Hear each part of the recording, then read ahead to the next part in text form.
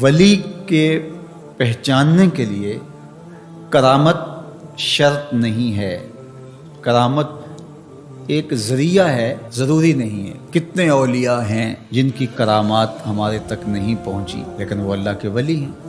سب سے بڑے ولی اس امت کے صحابہ تھے، ان میں سے کتنے کی کرامات ہمارے پاس پہنچی ہیں لیکن ہم انہیں اللہ کا ولی مانتے ہیں۔ تو یہ کوئی شرط نہیں ہے، شرط ایمان اور تقوی ہے، اور باقی احادیث میں مختلف ان کی علامتیں بتائی گئی ہیں۔ الذین اذا رأوا ذکر اللہ، ایمان اور تقوی سے متصف بندگان خدا کی ایک علامت یہ ہے جب تم ان کی صحبت میں بیٹھو تمہیں خدا یاد آ جائے، اللہ کی یاد آنے لگے۔ تو کرامت معیار ولایت نہیں ہے اور شرط ولایت بھی نہیں ہے۔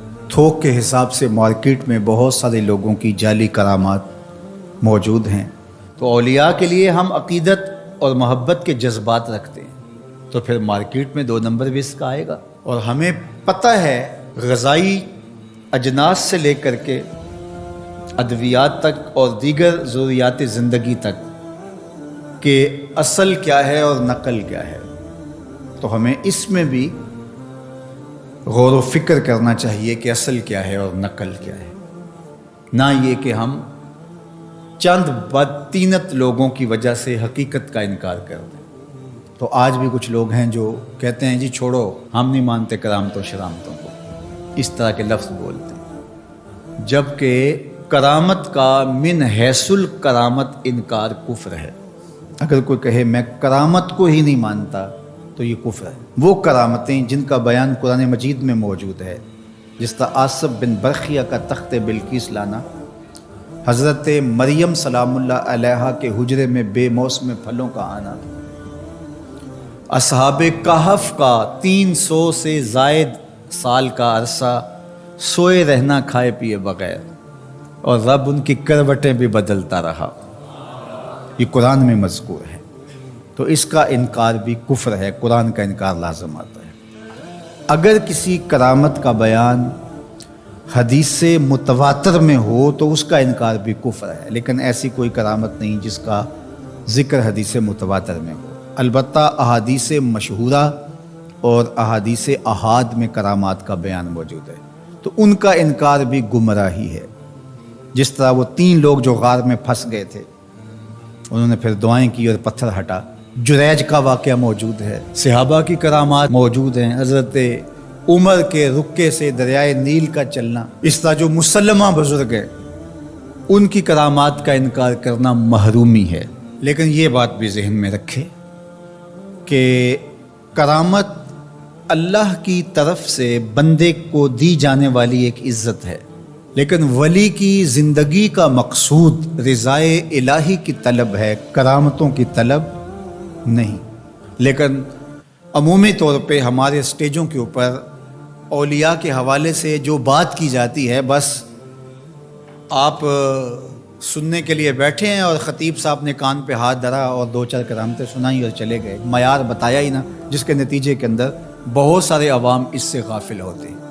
میں اللہ کا شکر ادا کرتا ہوں کہ ہم نے ہمیشہ اس بات کا التزام کیا ہے کہ لوگوں کے سامنے پوری تصویر رکھیں، کیونکہ مجھے اس بات کا احساس ہے کہ آپ لوگ کتنی محنت کر کے کہاں کہاں سے چل کے آتے ہیں، پورے پاکستان میں بلکہ پوری دنیا میں ہم جہاں گئے ہیں، ہمارے سامنے جو لوگ آ کے بیٹھتے ہیں زیادہ تر طبقہ باشعور لوگوں کا ہوتا ہے، تو پھر ہماری ذمہ داریاں اور زیادہ بڑھ جاتی ہیں کہ ہم جو ہے وہ ان کے سامنے وہ بات کریں جو بات کرنی چاہیے۔ اس منبر سے آپ کو وہ چیز نہیں ملے گی جو عوام کی ڈیمانڈ ہوگی، وہ چیز ملے گی جو عوام کی حقیقی ضرورت ہوگی۔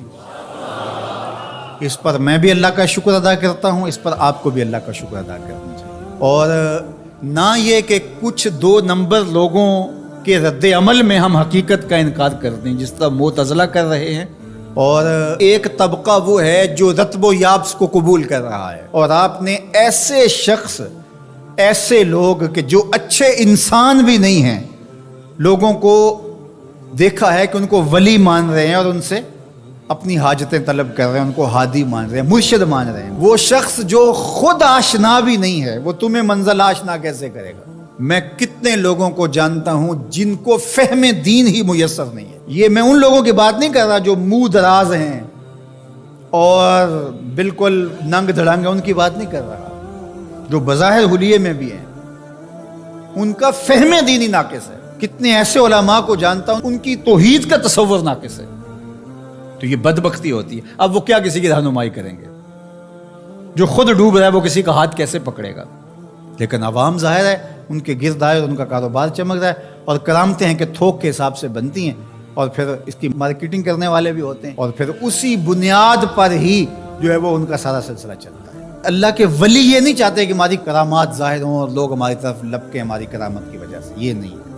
الکرامات حیض الرجال، جس طرح عورتیں ایام مخصوصہ کو چھپاتی ہیں، اللہ کے ولی بھی چھپاتے ہیں. وہ نہیں چاہتے کہ ہم اس حوالے سے جو ہے وہ پہچانے جائیں. باقی دور موجود کے اندر کسی صالح متقی شخص کی کوئی ایسی بات سامنے آئے تو شریعت کے میزان پہ پرکھا جائے. اگر وہ شریعت سے متصادم نہیں ہے تو مان لینے میں کوئی حرج نہیں ہے. لیکن اگر کسی کی سمجھ میں نہیں بھی آتا تو فرق نہیں پڑتا. لیکن کسی ولی سے کوئی دشمنی نہ رکھے. جو کسی ولی سے دشمنی رکھے تو اللہ فرماتا اس کا میرے ساتھ اعلان جنگ ہے، تو وہ پھر شخص محروم کر دیا جاتا ہے.